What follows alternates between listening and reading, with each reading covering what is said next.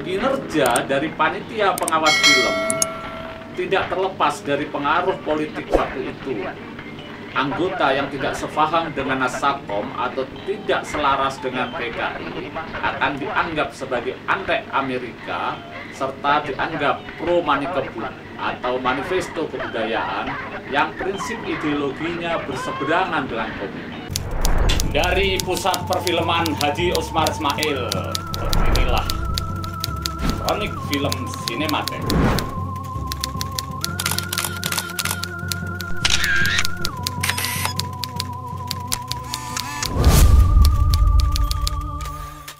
Ya, di bulan September saya mengajak berkelana ke 57 tahun yang silam di bulan September, persisnya tahun-tahun 1964.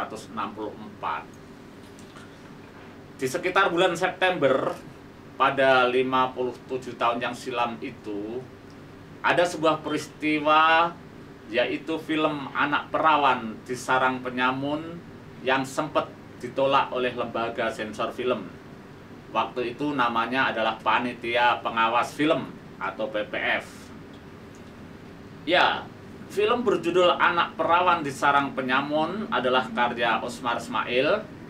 Ceritanya ditulis oleh Sultan Takdir Ali Sabana, yang kemudian kita sebut sebagai tokoh pujangga baru, ahli filsafat dan juga sastrawan.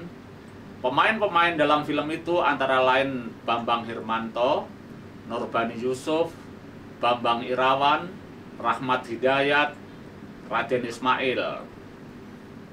Pengisi musiknya adalah Jack Lesmana, yang kita kenal sebagai orang tua Mira Lesmana dan pemusik Indra Lesmana.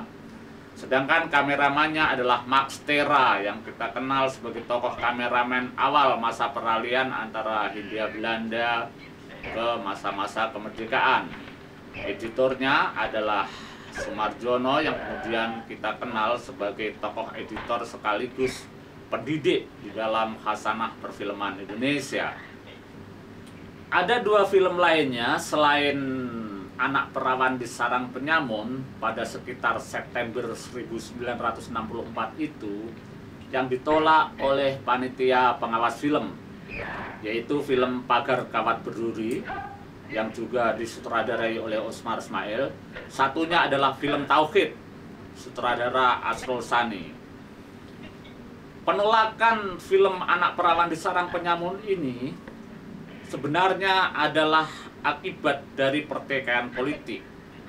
Kita tahu bahwa waktu itu panitia pengawas film banyak dikuasai oleh kelompok Lekra, Lembaga Kebudayaan Rakyat, yang underbo dari Organisasi Partai Komunis Indonesia atau PKI. Sedangkan Asrul Sani dan Osmar Ismail adalah tokoh pendiri Les Bumi, Lembaga Kebudayaan Muslim underbo dari NU, yang memang berhadapan dengan sangat keras dalam masalah ideologi dengan visi yang dianut oleh Lekra. Pada tahun 1964 itu, Partai Komunis Indonesia sangat kuat dan memenangkan pemilu, serta merambah ke berbagai sektor kehidupan termasuk kebudayaan dan kesenian.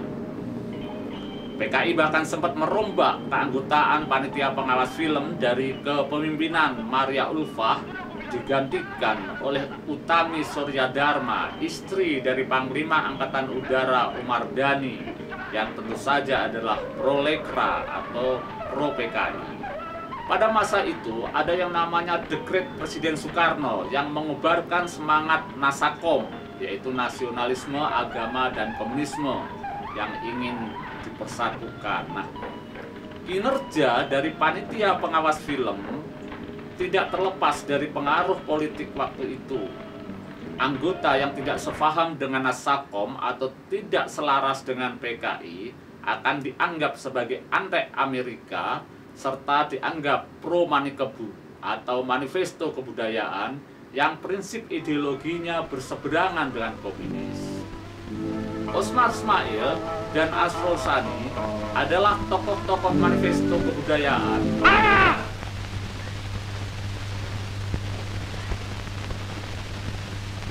Nak kemana kau dalam hutan ini? Mari kembali. Mari! Ayo! Aku tak mau! Lepaskan aku! Lepaskan!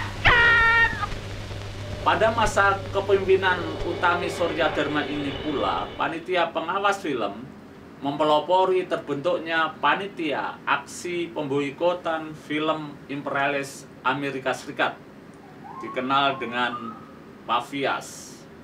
PAVIAS ini kegiatannya masif, waktu itu bahkan ada festival film internasional di Senayan dihadiri oleh Presiden Soekarno dengan dominasi panitianya adalah dari Lekrap, dan di sana dideklarasikan tentang pemboikotan film produk Amerika.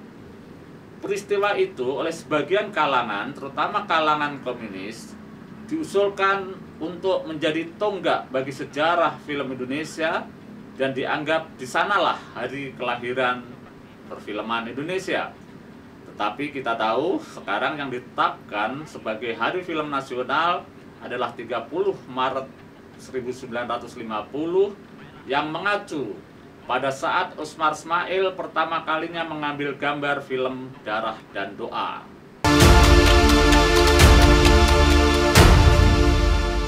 Film Anak Perawan di Sarang Penyamun ini bercerita tentang pimpinan gerombolan perampok bernama Medasing, diperankan oleh Bambang Hermanto, yang menguras habis harta seorang haji kaya, diperankan oleh Raden Ismail.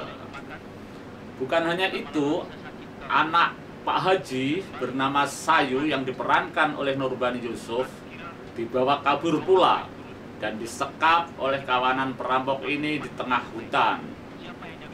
Dalam kisahnya kemudian, interaksi antara gembong perampok dengan gadis perawan ini, sebagai pemimpin perampok, Medasa punya prinsip mempertahankan peraturan untuk tidak mengganggu gadis perawan. Ini berbeda dengan beberapa anggotanya yang kadang mencoba untuk memperkosa atau melecehkan Sayu. Nah, keteguhan dan ketabahan Sayu pada gilirannya justru membuat Medasing insaf dan membuang kebiasaannya yang tercela, perbuatannya sebagai perampok. Nasib film Perawan di Sarang Penyamun akhirnya bisa beredar setelah Presiden Soekarno memberi persetujuan. Waktu itu Presiden Soekarno menilai bahwa film tersebut masih satu visi dengan cita-cita revolusi.